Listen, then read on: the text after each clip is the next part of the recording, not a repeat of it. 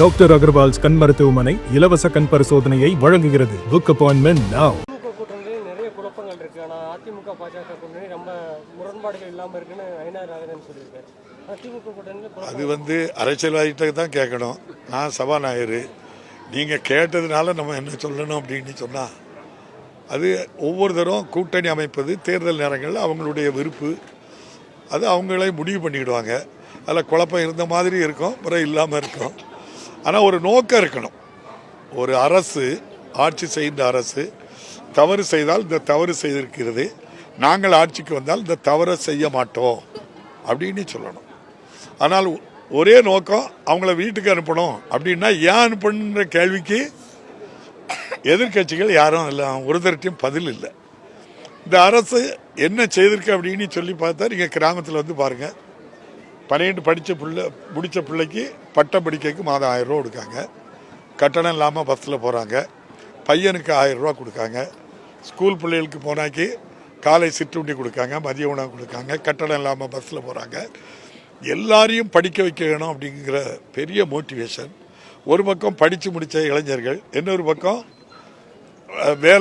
வேலை இல்லைன்னு சொல்லி படித்த இளைஞர்கள், வேலைக்கு ஆள் இல்லைன்னு ஒரு இடம். ரெண்டையும் சேர்த்து நான் முதல்வன் திட்டம் 2 கோடி பேருக்கு மேலே இப்போ இந்த வேலை வாய்ப்பை கொடுத்துருக்கு.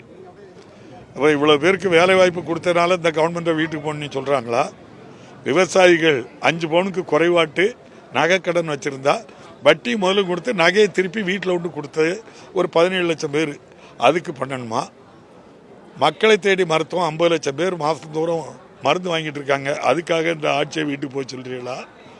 விவசாயிகளுக்கு 5740 கோடி ரூபா மின் கட்டணம் மின் வாரியத்துக்கு கொடுக்காங்க. அது கொடுக்கறது தவறுன்னு மத்திய அரசு சொல்லுது. நீங்கள் எப்படி கொடுக்கணும்னு அவங்க சொல்கிறாங்கன்னா, இவங்க மின் வாரியத்துக்கு 5740 கோடியை கொடுத்துருந்தாங்க. 25 லட்சம் பம்பு செட் விவசாயி கட்டணம் இல்லாமல் தண்ணீர் இறைக்கிறாங்க.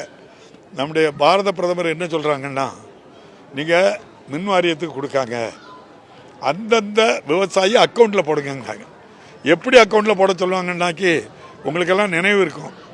கேஸுக்கு அக்கௌண்ட்டில் மானியம் போட்டாங்க, ஞாபகம் இருக்கா? 200 வந்து 300 வந்து 500 வந்து 2 ரூபா வந்து 3 ரூபா 50 பைசா 250 பைசா கூட இப்போ வரல.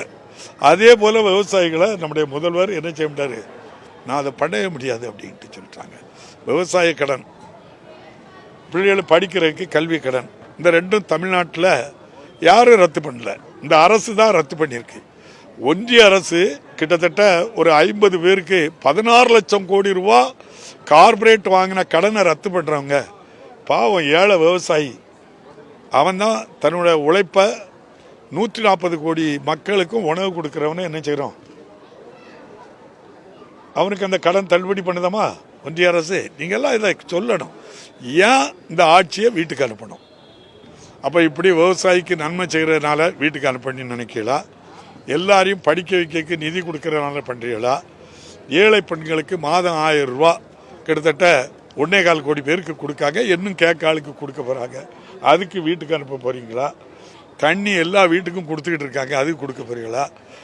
இப்படிப்பட்ட நல்ல திட்டங்களை எல்லாம் செய்து கொண்டு இருக்கின்ற அரசை ஏன் வீட்டுக்கு அனுப்பணும் அப்படின்னு அந்த ஒத்த கேள்வியில் தான் நிற்காங்களே தவிர, அவங்களால ஒரு முரண்பட்ட ஒரு அமைப்பாக தான் எதிரணியில் திராவிட முன்னேற்ற கழகத்துக்கு எதிராட்டு இருக்குது. இது பத்திரிகை ஊடகங்களில் பார்த்தே சொல்கிறேன், அரசியலுக்காக பேசலை. நான் இது தெரிஞ்சுக்கிடுங்க. நீங்கள் இது ஆட்சியில் யார் வருவா யார் போவாங்கிறதெல்லாம் மக்கள் கையில் இருக்குது. இந்த அரசு செய்கிற நல்ல காரியம் இருந்தால் அது கொடுப்பாங்க. கூட்டணி சேர்ந்து இந்த அரசை மட்டும்தான் வீட்டுக்கு அனுப்பின ஒத்த நோக்கத்தில் இருக்கவங்கள மக்கள் பார்த்துக்கிடுவாங்க. டாக்டர் அகர்வால்ஸ் கண் மருத்துவமனை இலவச கண் பரிசோதனையை வழங்குகிறது. Book appointment now. செய்திகளை உடனுக்குடனும் துல்லியமாகவும் தெரிந்து கொள்ள சப்ஸ்கிரைப் பண்ணுங்க.